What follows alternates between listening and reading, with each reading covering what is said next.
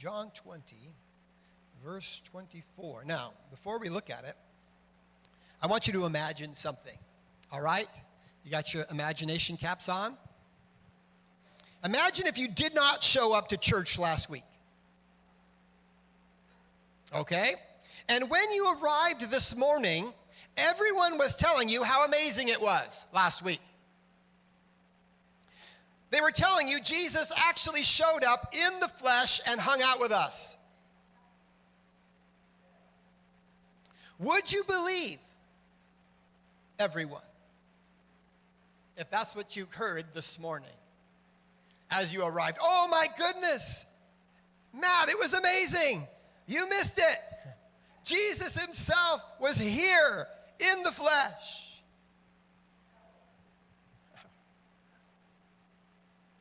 Would you believe everyone? Would you be skeptical? Would you think they were all playing a trick on you? Would you think they were all mistaken somehow? Would you think we were all crazy? Discuss this amongst your table. How would you be feeling, or what would you be thinking if that was the situation this morning when you arrived?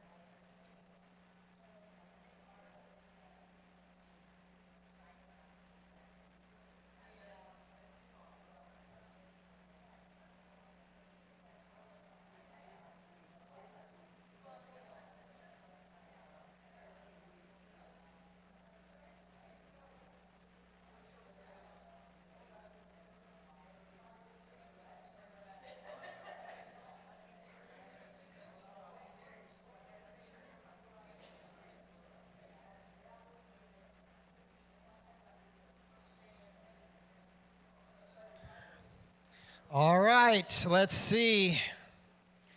How many of you would be a little skeptical if that's what you were greeted with this morning? Yeah, we got some skeptics, sure, absolutely. How many of you would be thinking, maybe they're just crazy? Nobody thought that we were all crazy. We're a good, sane group of people.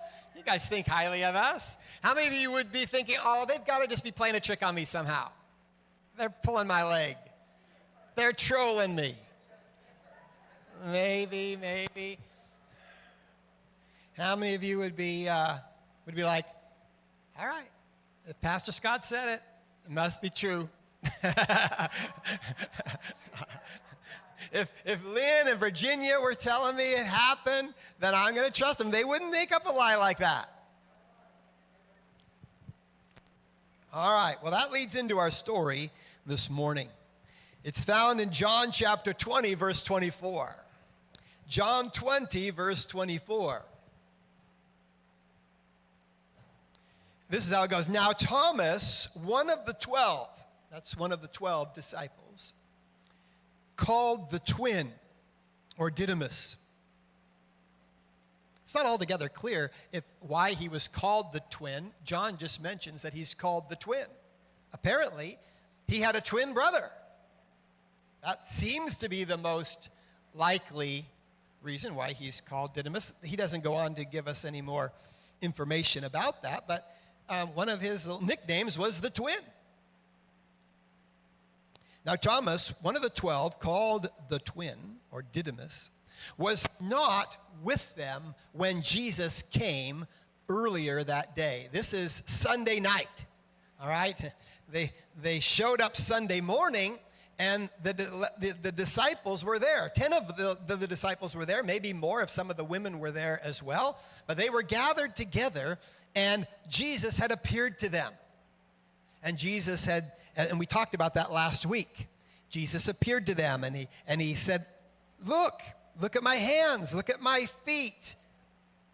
I'm real. It's really me. And they reached out and touched him, and he says, do you have any food to eat? And they said, yes, we have some broiled fish. And he says, great, give it to me. And he took some broiled fish and he ate it right in front of them. All trying to give them some convincing proofs that he really was alive after he had died. So that happened in the morning. Now it's evening, and they've gathered again in the evening. Thomas wasn't there, we found out. Can you imagine? You missed out. Can you imagine the one time you missed church and God shows up in such a powerful way? Isn't that right? The one time I miss and something really, really amazing happens. So that's what happens. Thomas, for whatever reason, wasn't there. And so he shows up, finally he gets there, and they're like, oh my goodness. Now Thomas was one of the 12, called the twin. He was not with them when Jesus came the first time. So the other disciples told him, we have seen the Lord. But he said to them, unless I see in his hands the mark of the nails, and place my finger into the mark of the nails, and place my hand into his side, I will never believe. I won't do it.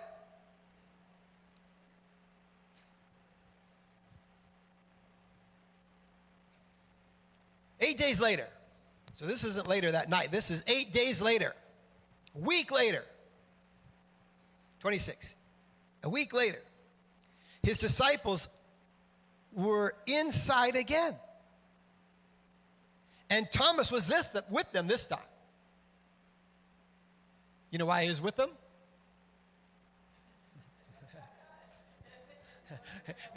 I'm not going to miss out again. I'm going to be there. He was a little nervous about missing out, right? He was with them. Wherever you guys are, I'm hanging out. I'm hanging out with you guys. So he was with them this time. Although the doors were locked, Jesus came and stood among them and said, peace be with you. So the doors are locked. Jesus appears in the locked room. Because in his glorified body, the scriptures tell us that he could appear and disappear, come and go as he pleased. And so he appeared in this locked room. And he says, peace be with you, which is a good thing to say if you're going to just suddenly appear in front of a group of people, because you're going to be startled, right? Absolutely. I'd be startled. I'd be nervous. And so it would sure be good if Jesus said, peace be with you. Chill out. You don't need to worry. It's me. So that's what he does.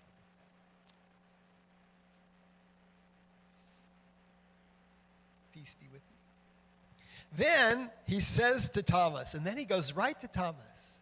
Isn't this cool? I love this part of the story. He goes right to Thomas.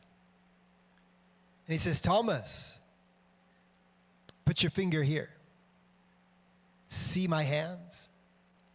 And put out your hand and place it in my side. Do not disbelieve.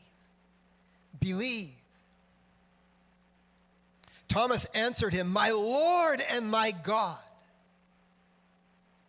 And Jesus says to him, you have believed because you have seen me? Blessed are those who have not seen and yet have believed. I love this story. Because there's a story about Thomas. What do we call him? We call him Doubting Thomas, right? That's his name for generations to come. Doubting Thomas. But Jesus really loves Doubting Thomas. He's not intimidated at all by Thomas's doubts. He's not angry with Thomas's doubts.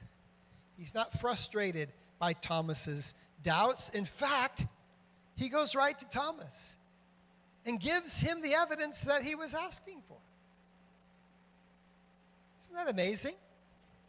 He gives him the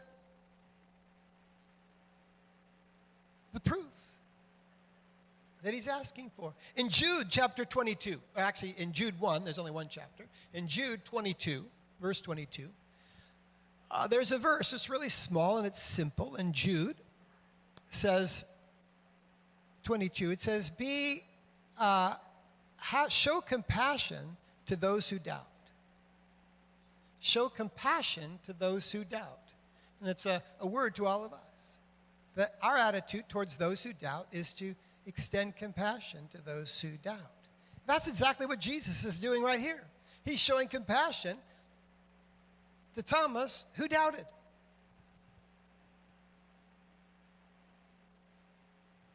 Jesus tells Thomas to believe based on the evidence he provided for him. Thomas wanted evidence, and Jesus gave it to him.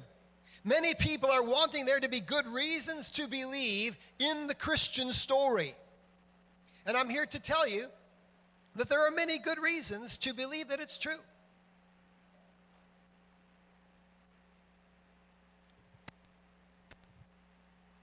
Now, here's a little thought on certainty. Certainty is not necessary for faith.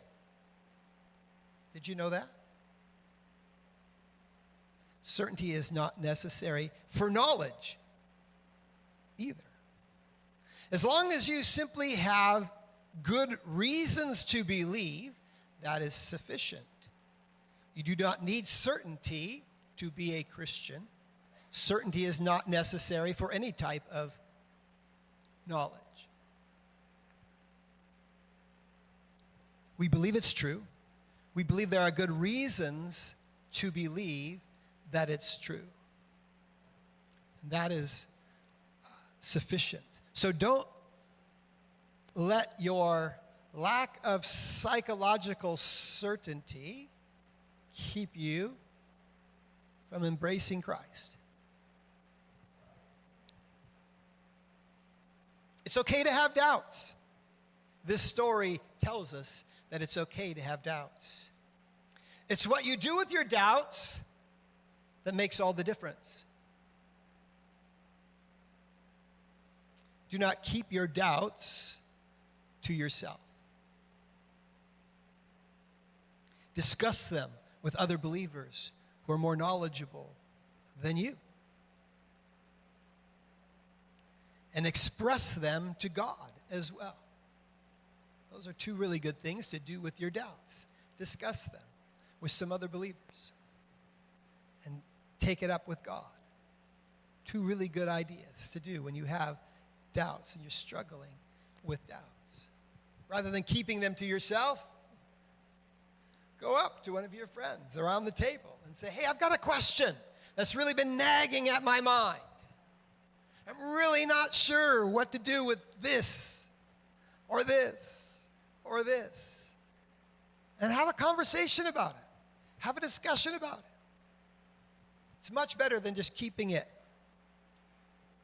in your heart and just kind of wrestling with it privately by yourself. Some people keep their doubts private because for some reason they're ashamed to acknowledge that they have any kind of doubts or any kind of questions. And I think that's the wrong approach. We want to be a church where you can ask your questions, your toughest questions, your hardest questions, your most skeptical of questions, where you can express your doubts. Say, I'm not even sure if this part's true. Or how do you know that this is true? And have conversations about it. Third thing you can do, besides bring your doubts and questions before the Lord and discuss them with your friends, third thing that you can do is you can seek answers to your questions from good, reliable apologists. Like those at Stand to Reason, or Reasonable Faith, or Reasons to Believe, or Sean McDowell, or J. Warner Wallace over at Cold Case Christianity.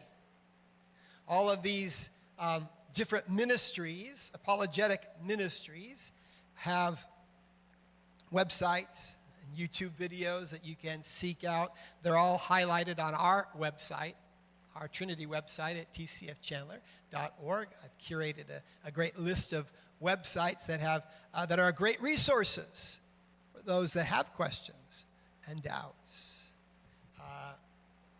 There's people that for a long time, other believers that have wrestled with the same questions that you have been, and wrestled with the same doubts that you have, and have thought them through and sought out deep answers and written about them and spoken about them and have attempted to provide help.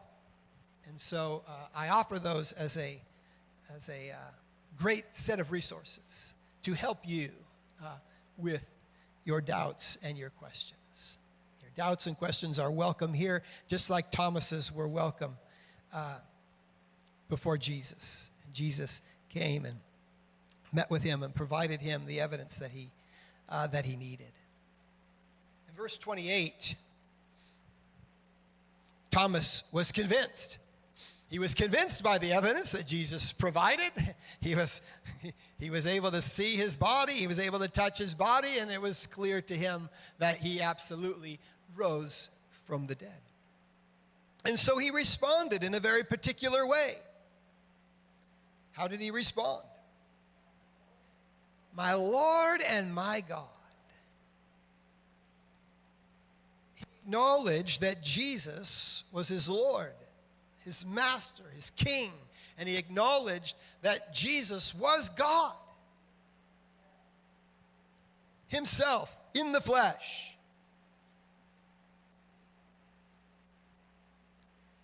It's interesting, the book of John, he begins his book in chapter 1, verse 1, telling us that Jesus is God. In the beginning was the Word, and the Word was with God, and the Word was God.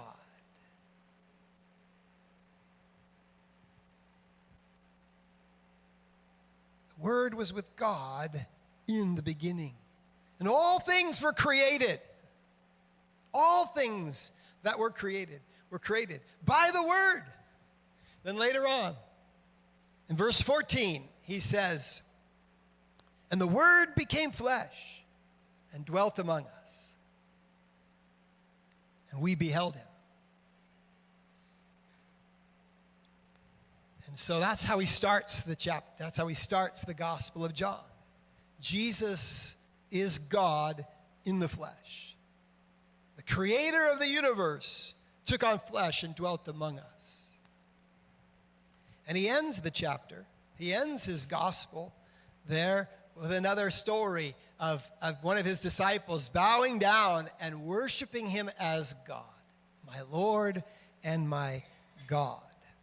And now this is interesting, because if you go over to the book of Revelation, chapter 22, in Revelation chapter 22, verses 8 and 9,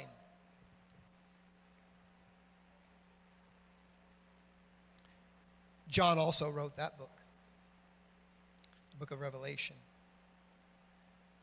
And in that book, he's having a series of visitations from angels. And he's getting all these revelations. And at the end of the book, John gives this little note. He says, verse 8, he says, I, John, am the one who heard and saw all these amazing things. And when I heard and saw them, I fell down to worship at the feet of the angel who showed them to me. But the angel said to me, you must not do it. Get up. Don't do it. I am a fellow servant with you and your brothers and the prophets, and with those who keep the words of this book. Worship God. And so John, having this encounter with this powerful angel who was revealing all these things to him, he was so overwhelmed by the glory of this angel that he falls down to worship. And the angel says, no, don't do it. You only worship God.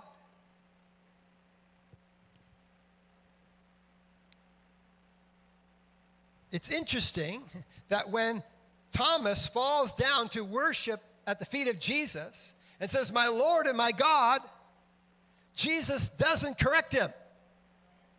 Jesus doesn't say, get up, don't do it. Only worship God. Why?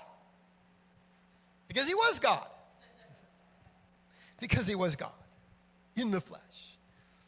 Had he not been God, there's no way in the world he would have allowed Thomas to worship him and call him God, just like the angel. We refused to take the worship. He wouldn't have done it. So that's another indication. Jesus himself knew that he was God and was acknowledging that he was God and was receiving worship as God.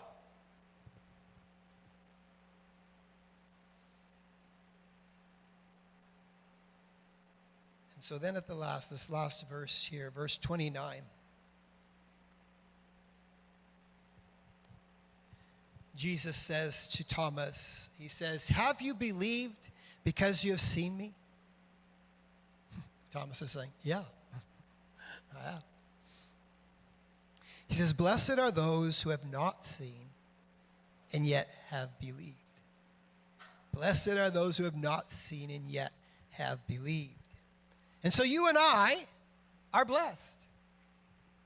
You and I are a part of that group that have not seen the resurrected Jesus in the flesh.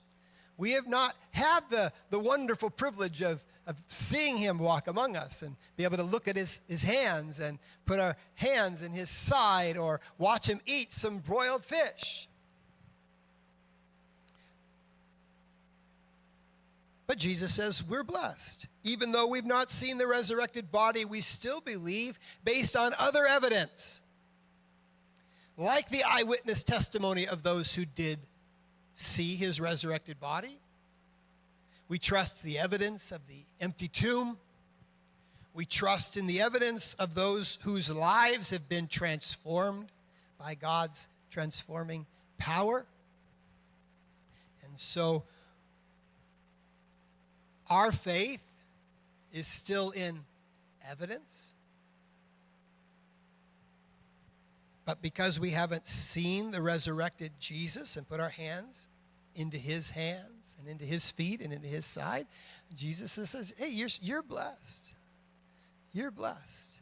Turn to the person sitting next to you and say, you're blessed if you believe, even though you haven't seen with your own eyes his resurrected body. There are other reasons to believe.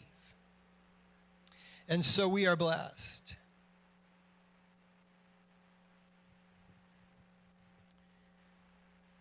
And so that was another one of the encounters that Jesus had with his disciples after he rose from the dead.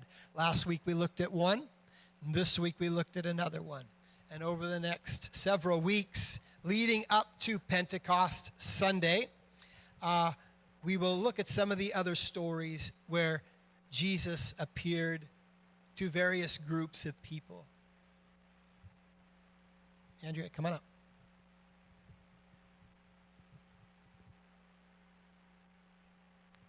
I just wanted to say something real brief that he didn't mention. The websites and things that he has links to on our website are amazing. They're wonderful. We've seen some of those speakers live when we've taken the students to Rethink conferences, and they're excellent resources. But I just want to point out another excellent resource is Pastor Scott right here.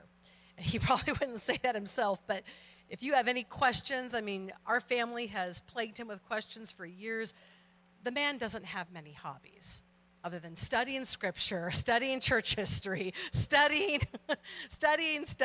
and he loves to talk about it. He is not intimidated by doubts or questions. I argue with him all the time about things, or I ask him questions. Well, I don't know about this, and what do you think about that? And he's just a great one. He's a great one to talk to, so please, he would love to have lunch with you or talk with you on the phone. He would be willing to meet with you anytime. He is a wealth of knowledge, and I just want to brag about my husband.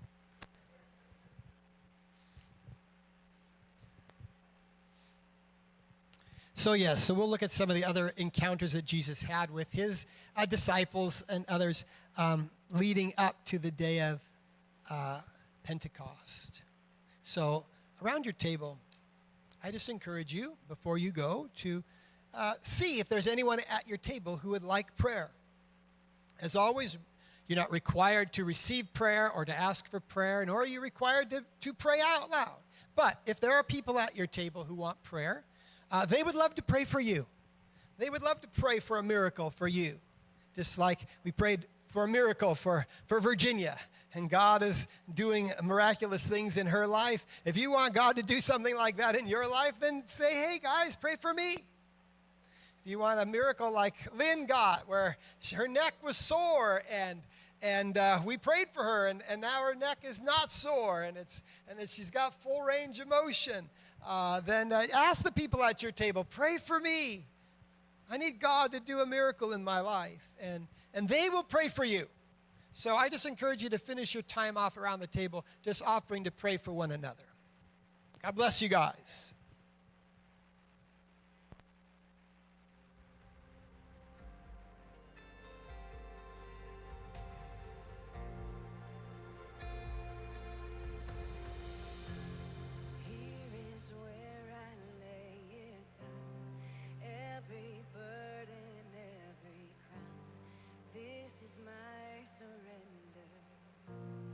This is my surrender. Here is where